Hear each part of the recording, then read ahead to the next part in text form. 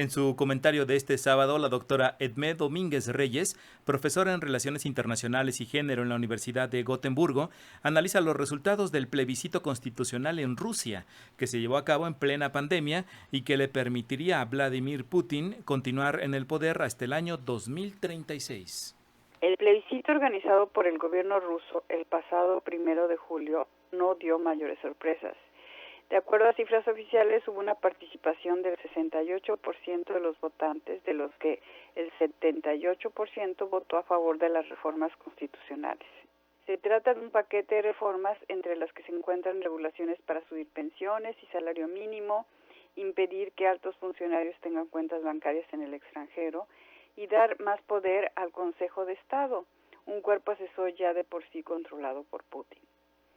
Hay además un corte nacionalista y conservador en estas reformas, consagrando la fe en Dios y declarando que el matrimonio solo puede ser entre un hombre y una mujer, y la necesidad de que los jóvenes reciban una educación patriótica, además de asegurar la memoria de los caídos en la Segunda Guerra Mundial.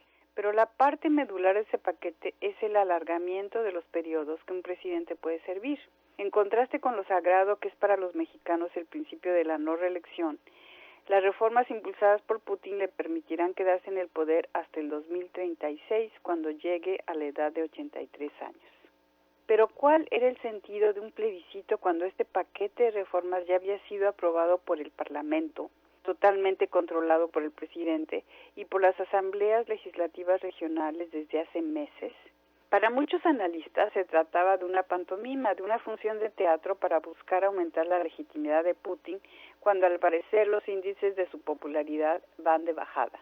Al decir de gran número de observadores internos y extranjeros, hace tiempo que no se veían unas elecciones tan extremadamente fraudulentas y amañadas. Rifas, sorteos, vales para supermercados, restaurantes, amenazas a los funcionarios locales si no lograban movilizar a la población para votar, en el mejor estilo populista, tipo PRI en México en los años 80, 90, en medio de una pandemia con 6,000 infectados al día. Por eso la votación se prolongó toda una semana. La oposición no ha tenido oportunidad de contraatacar. Sigue estando dividida y mientras el opositor Navalny llamaba al boicot del voto, otros aconsejaban a la gente votar en contra. Y sí hubo manifestaciones de protesta, todas reprimidas. Por su parte, la pandemia sigue expandiéndose y mientras Putin, emulando a Trump, tiene declaraciones triunfalistas de que ya se controló y que hay buenas medidas, muchos médicos y miembros del servicio sanitario de ciudades y regiones lo desmienten y describen situaciones caóticas. ¿Por qué será que el gobierno ruso actual se parece cada vez más al chino?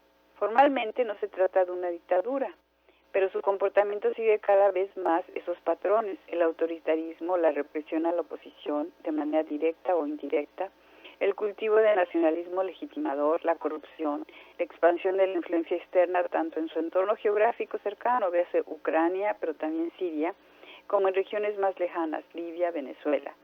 Pero también se parece cada vez más a su pasado totalitario y de culto a la personalidad.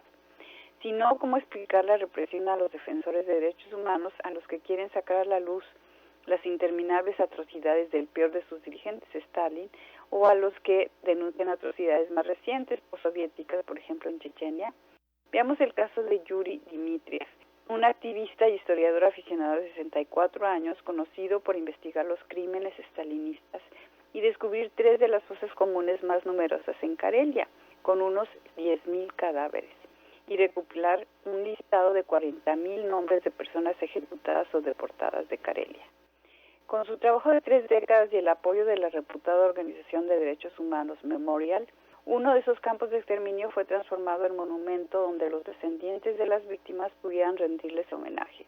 Dmitri fue condenado el pasado miércoles a 3,5 años de cárcel por supuestos abusos sexuales a su hija adoptiva, un caso que numerosas organizaciones de derechos humanos como Human Rights Watch han visto como típicamente fabricado por las autoridades. La Unión Europea ha protestado, al igual que varios premios Nobel.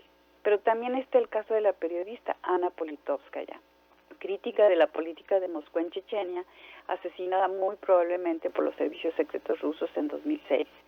Su seguimiento de las desastrosas guerras rusas en Chechenia y del régimen de Ramzan Kadyrov, uno de los represores más sangrientos actualmente en el poder en el mundo, se produjo justo un día después del cumpleaños de un buen regalo del Kremlin al cacique de Chechenia. Pero tenía que ser así, tenía Rusia que seguir esta trágica trayectoria después de haber vivido el totalitarismo mal llamado socialista que vivió durante 70 años. Una de mis exalumnas rusas me contó que ella estudió relaciones internacionales en Rusia durante la época del deshielo, a principios de este siglo, cuando profesores con criterios independientes buscaban una modernización que los alejara de lo que fue la cerrazón soviética. Pero esa época terminó, la generación de mi alumna se frustró y ahora tenemos a Putin por 16 años más, a menos de que le suceda lo que a Porfirio Díaz en México cuando intentó otra de sus reelecciones en 1910. Es difícil no caer en el fatalismo, pero siempre es posible soñar con salir de este círculo vicioso, aunque el esfuerzo se lleve 100 años más. Para Radio Educación desde Suecia les habló Edmé Domínguez Reyes.